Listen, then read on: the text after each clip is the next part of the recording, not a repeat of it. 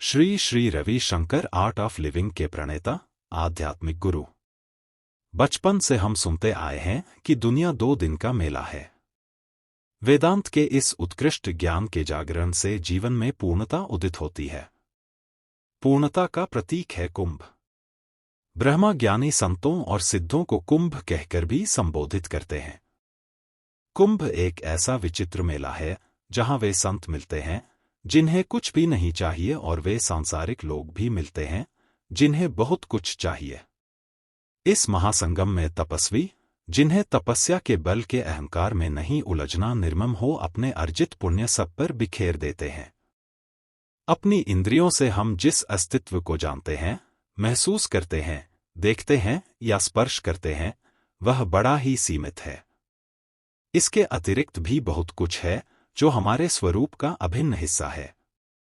जैसे जैसे व्यक्ति प्रौढ़ होने लगता है, वह अदृश्य की खोज में खिंचा चला जाता है। उसे संसार फीका लगने लगता है और पूर्णता प्राप्त गुरुओं की शरण में जाने के लिए वह उतावला हो जाता है। प्राय जो पूर्ण है, वह भीड़ भाड़ से दूर एकांत में रहते हैं। कुंभ मेले में सब संतों और गुरुजनों का सानिध्य और सामीप्य एक ही स्थान में सरलता से प्राप्त हो जाता है। ज्ञान, ध्यान और उपदेश का समावेश सहज ही मिल जाता है। यह एक सुअवसर है सूक्ष्म और स्थूल जगत के संबंध को अनुभव करने का। सिद्धों और साधकों की पावन, कल्याणमयी, रोमांचक ऊर्जा में अनुग्रहित होने का। एकांत में रहने वाले महात्माओं के लिए भी अपनी तपस्या का फल सबके साथ बांटने का अवसर है। संभवतः एकांत और मेले का विरोधात्मक भेदभाव मिटाने के लिए पूर्वजों ने यह प्रथा बनाई। घटपट वेदांत की दृष्टि से जीव घट है, आत्मा आकाश रूपी है और मानव समुदाय घटों का एक समावेश। कुंभ मेले में कल्पवास का बड़ा महत्व है। केवल एक दिन प्रयागराज में आकर डुबकी लगाकर वापस चले जाना पर्याप्त नहीं है। कुछ दिन वहां पर वास करते हुए आत्मचिंतन करो, ज्ञान मंथन करो और फिर सत्य संकल्पी होकर समाज में लौटो तो कुंभ की यात्रा सफल हुई जानो।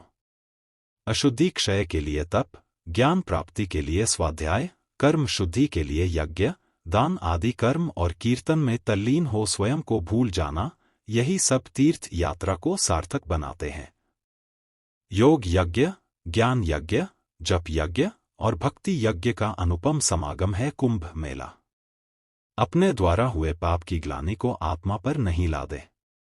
भगवान श्री कृष्ण ने श्रीमद्भागवत गीता में कहा है, तुम अपने पापों को स्वयं दूर नहीं कर सकते, मेरी शरण में आओ, मैं तुम्हारे सारे पाप दूर कर दूंगा।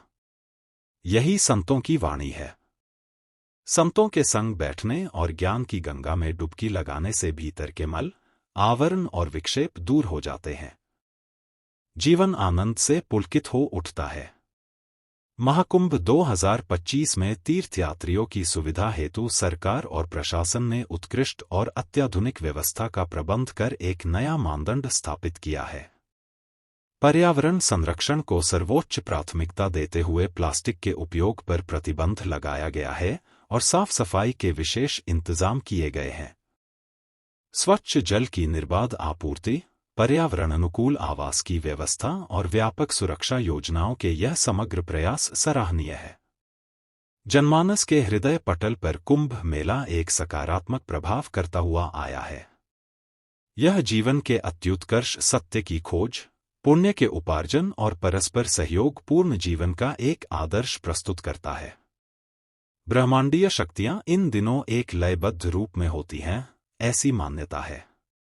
आत्मा अमर है और भक्ति अमृत स्वरूपा है। ब्रह्मांड के अस्तित्व में अपनी पहचान को विलीन कर देना और पूर्णता को प्राप्त करने की यह प्रथा है। यह अद्भुत है कि मेले में करोड़ों लोगों के एकत्रित होने पर भी एक दूसरे के प्रति करुणा, सेवा और परहित का मनोभाव, शुद्ध आचरण और व्यवहार झलकता है।